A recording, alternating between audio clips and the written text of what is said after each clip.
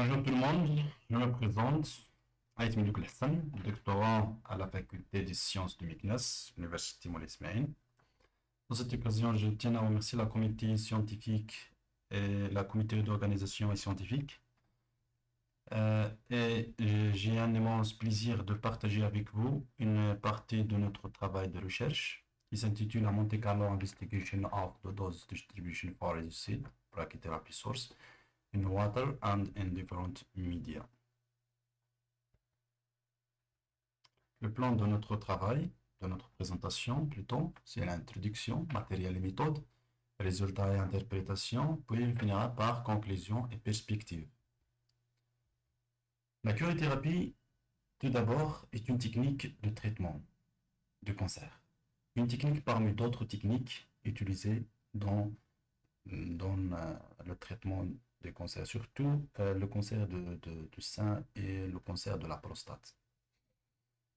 C'est une technique qui permet la destruction des cellules malignes en épargnant au mieux les tissus sains. Leur principe, c'est de délivrer une dose importante dans la tumeur par la mise en place des sources radioactives à l'intérieur de la tumeur.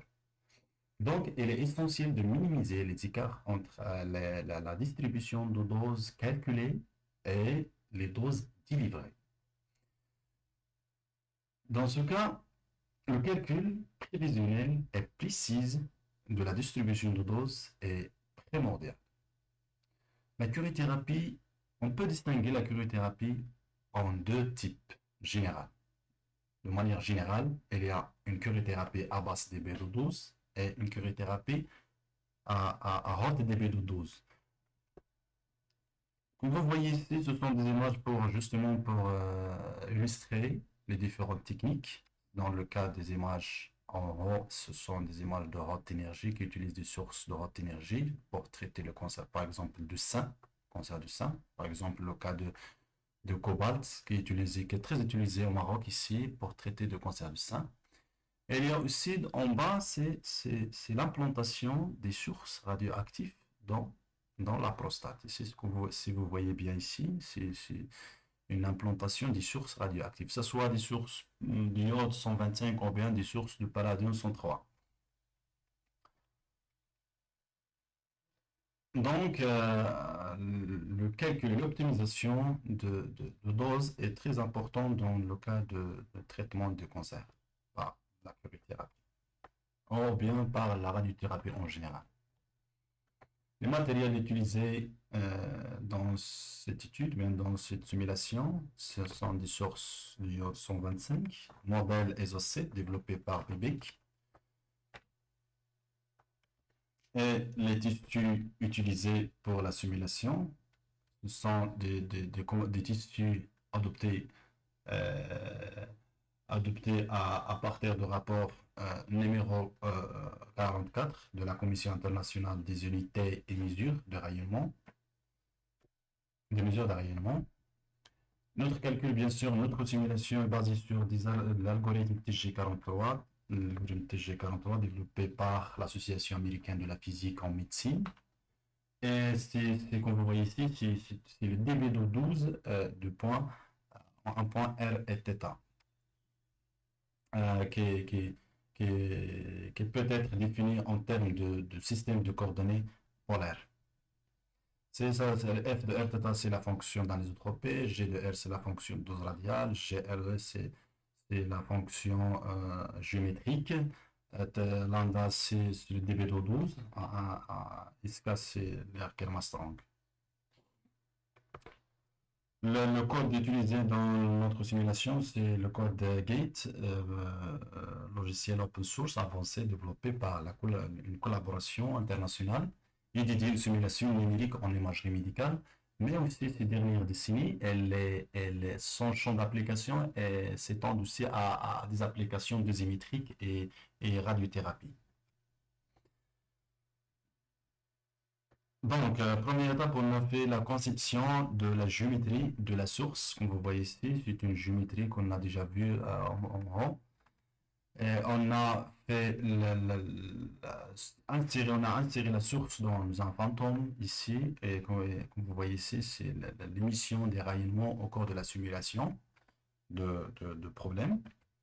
Et on a calculé deux fonctions principales, c'est la fonction d'anisotropie et la fonction de dose radiale. La première, c'est la fonction d'anisotropie. On a calculé la fonction d'anisotropie pour R égale à 0,25 et R égale à 0,5. Voilà.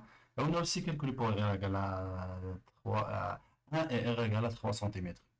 Donc, dans ce cas, dans le cas où R est inférieur à 1, c'est-à-dire R égale 0,25 et R égale 5, on voit euh, que les deux figures ici que vous voyez illustrent une comparaison entre les fonctions d'anisotropie dérivées dans cette étude avec les données de référence. Les valeurs sont semblables à celles de référence. Comme vous voyez ici, sont semblables. Il y a une petite différence lorsque θ est inférieur à 20 degrés et R très faible. Dans le cas R est très faible, on voit qu'une différence très importante, considérable. Ces valeurs diminuent lorsque θ s'approche de l'axe longitudinal de la source. Ces résultats, lorsqu'on approche de θ, lorsque θ diminue, la fonction diminue. Ces résultats montrent une distribution de dose moins anisotropie dans le cas des distances radiales très faibles. Donc, lorsque le cas R égale à inférieur à 0,5, il y a moins d'anisotropie. Oui, lorsque R égale à 1 cm et R égale à 3 cm, vous voyez ici, les écarts ici est moins par rapport à celle de R égale à 0,25 cm.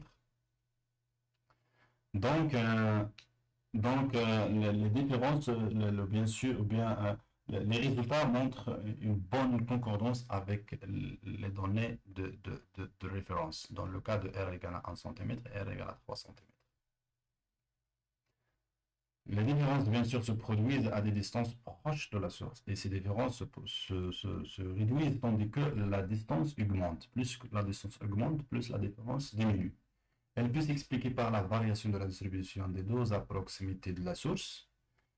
Ça, bien sûr, dû peut-être aux atténuations plus élevées, atténuation des photons est plus élevée au niveau de cette région, c'est-à-dire lorsqu'on est proche de la source, l'atténuation des photons est élevée.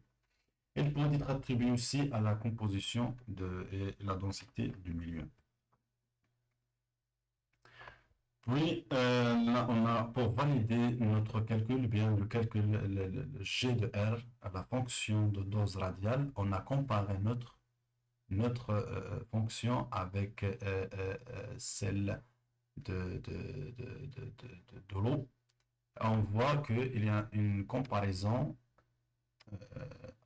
très bonne comparaison, une très bon accord avec une différence moyenne de 2,9 et une différence relative de 3,13 lorsque R est supérieur à 0,5 et 6,25 lorsque R est très faible, c'est-à-dire lorsque R est inférieur à 0,5. Dans cette région que vous voyez ici, il y a une différence considérable. Cette différence peut être attribuée à l'atténuation plus élevée dans cette région. Elle peut également être expliquée par le volume de récupération d'eau dose dans cette région n'est pas bien adapté dans notre simulation. Eh bien, la fonction de dose radiale de notre source modélisée, source modélisée ici, comparée avec d'autres sources, d'autres modèles, et on voit qu'il y a un bon accord avec les autres résultats. Mais il y a une différence qui est logique, qui est normale, parce que il y a une différence de géométrie entre les différents modèles. Les différents modèles n'ont pas la même géométrie, les mêmes compositions, donc c'est obligé d'avoir une différence entre la fonction de dose radiale de ces modèles, de ces sources. Enfin, on a calculé aussi la fonction de dose radiale dans différents tissus pour comparer la distribution de doses dans l'eau et dans différents tissus. Et pour tenir compte, pour vérifier, pour tenir compte l'effet des tissus biologiques sur la distribution de doses. Comme vous voyez ici, une dose, une radial dose fonctionne en fonction de R. La fonction de dose radiale diminue, comme vous voyez ici, diminue avec l'augmentation de la distance radiale. La fonction de radiale dans l'adipose tissu, comme vous voyez ici, l'adipose tissu et le breast tissu se décroît lentement. Et aussi par rapport bien sûr à l'eau, par rapport à l'eau. Et aussi la fonction de dose radiale de Lang, c'est-à-dire les tissus pulmonaires et celle du muscle, diminue rapidement par rapport à l'eau. Par rapport à l'eau, en raison de coefficients d'atténuation linéaire plus élevés dans les poumons et les muscles. Pour conclure, la dosimétrie utilise l'eau comme milieu équivalent tissu, peut incorporer une surestimation ou une sous-estimation de la distribution de dose. La surestimation et la sous-estimation de la dose dépendent du type de tissu ainsi que la distance de la source. Et l'ignorance des caractéristiques des tissus par les systèmes de planification de traitement utilisent l'algorithme TG43 incorpore une différence significative dans l'administration de doses. Donc, comme perspective, une étude de l'effet de concentration des éléments de trace dans un tissu sur la distribution de doses sera une alternative pour quantifier et optimiser la distribution de doses. Une simulation Monte Carlo aussi d'un implant permanent de prostate et comparaison des résultats avec les données cliniques sera une tâche encourageante dans le futur. Et merci pour votre attention.